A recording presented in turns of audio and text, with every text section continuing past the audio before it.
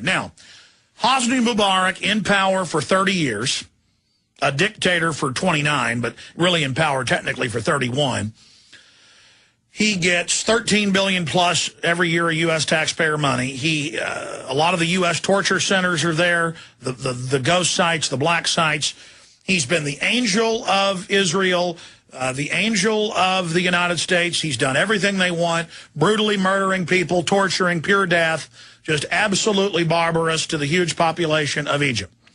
Then you've got the Arab Brotherhood, going back to British intelligence, and then after they lost control of the Middle East during World War II under Hitler, and then under CIA control after that. This is not even my opinion. I mean, you know, we reserve judgment until Friday night on this, but we did have guests on who said this could be the case, where they're flushing another one of their minions down the toilet. Hosni Mubarak, to put on and to put into power Mohammed el-Baradei, who they admit is a United Nations George Soros minion, who's the former head of the IAEA at the UN, the Nuclear Weapons Regulatory Group.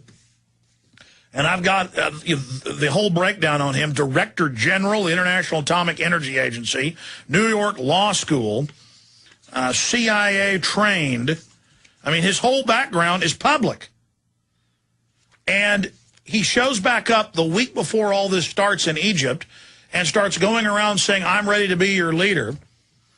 And it turns out the Egyptian military is bought and paid for by the U.S. and Israel. This is on record.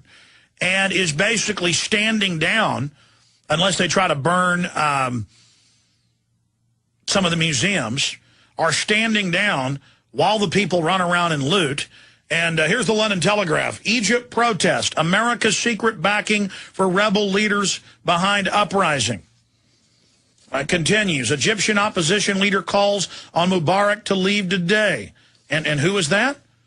This is the new puppet, the UN puppet. Because there's one thing Mubarak hadn't done. He refuses to force sterilize people. And they've had UN population summits. He's been criticized. He refuses to sterilize and bring an abortion. Now, you better believe that el-Baradei will.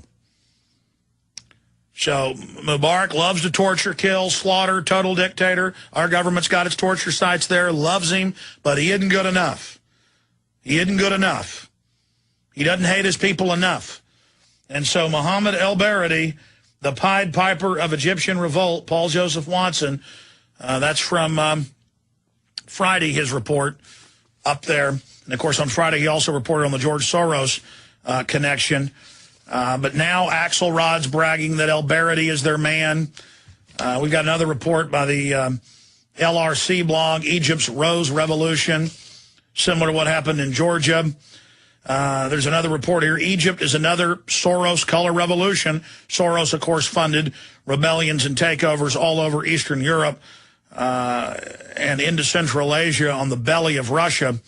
And it's just hard to believe until you look at the evidence and that it's just admitted that our government is so illegitimate.